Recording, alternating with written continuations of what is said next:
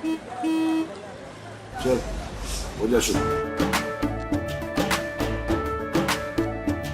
केसरिया से मन जोगी हुआ रे, दिल झूमे देखो मतवारा हुआ रे, दिल झूमे देखो मतवारा हुआ रे। हर पल मनाओ केसरी त्योहार। विमल, बोलो जुबान केसरी। देखिए, मैं फिर कह रहा हूं कि एक राजनीतिक नौटंकी है जो आम आदमी पार्टी कर रही है। इस संकट के समय इनको चाहिए था उपाय ढूंढना। इनको चाहिए था वजीराबाद गैराज की नालों की सफाई कराना, गाद निकालना। इनको चाहिए था जहां जहां लीकेज हो रही है उसको ठीक करवाना। जितने लीकेज पॉइंट मीडिया में आए हैं आज भी वो वैसे के वैसे चल रहे हैं। मतलब स्थिति को सुधारने की बजाय अपनी असफलता को छुपाने का प्रयास कर रहे हैं आम आदमी पार्टी के लोग। अपनी चोरी कालाबाजारी को ढकने का एक प्रयास, असफल प्रयास है, और इस नौटंकी से कुछ हासिल होगा मुझे नहीं लगता। इसे आप धरना कह रहे हैं, मैं इसे नौटंकी कह रहा हूं। अनशन की पवित्रता को भी इन्होंने दूषित किया है। आप कितने समय बैठते हैं, कहाँ सोते हैं, कहाँ जाते हैं, कुछ आता पता नहीं।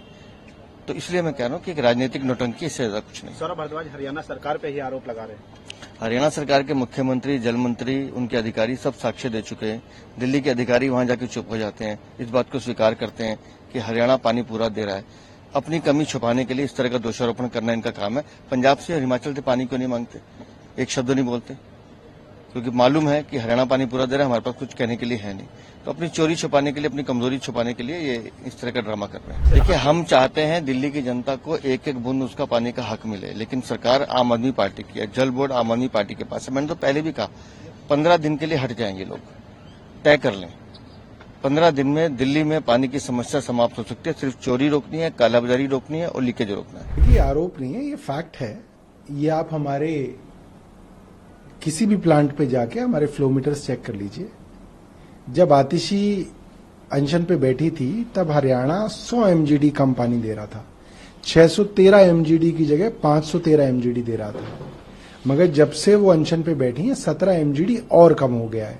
यानी कि अब 117 एमजीडी पानी जो है वो कम आ रहा है। और आप 17 एमजीडी का मतलब समझ सकते हैं कि करीब करीब 4,85,000 लोगों के हिस्से का पानी हरियाणा ने कम कर दिया, जो कि बहुत शर्मसार है। हरियाणा की भारतीय जनता पार्टी सरकार जानबूझ के दिल्ली के लोगों के खिलाफ एक षड्यंत्र कर रही है। मैं तो एलजी साहब को बहुत छोटा सा निवेदन कर रहा हूं, पता नहीं वो क्यों इतना डर रहे हैं।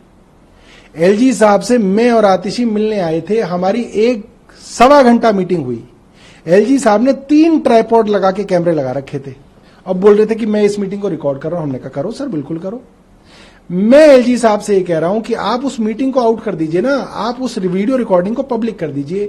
पूरे देश के सामने भारतीय जनता पार्टी और उनके लगाए हुए विनय सक्सेना एलजी साहब एक्सपोज हो जाएंगे। मुंह छुपाने के लिए जगह नहीं मिलेगी एलजी साहब को। अगर उन्होंने वो वीडियो, मैं आपको बता तो रहा हूं, उसके अंदर भारतीय जनता पार्टी और विनय सक्सेना साहब दोनों एक्सपोज हो गए कि वे लोग दिल्ली के खिलाफ काम कर रहे हैं और हम लोग दिल्ली वालों के हक के लिए काम कर रहे हैं। मैं बार बार कह रहा हूं, आप क्यों भाग रहे हैं एलजी साहब? आप डर क्यों रहे हैं? आप करिए ना वीडियो एक्सपोज, करिए। अगर हम गलत है तो हमको दुनिया जान जाएगी हम गलत है, अगर आप गलत है तो आपको जान जाएगी। जो लोग भी इस तरीके के मरीजों को देखते आए हैं उनको मालूम है कि कई ऐसी गंभीर बीमारियां होती हैं जिसके अंदर बॉडी वेट लगातार गिरता है। मैं नहीं चाहता और हम नहीं चाहते कि, मतलब सोच भी नहीं सकते कि इस तरीके की बीमारी उनको हो जाए। मगर किसी भी गंभीर बीमारी का पहले डायग्नोज होना बहुत जरूरी है ताकि उसका इलाज समय पे शुरू हो सके।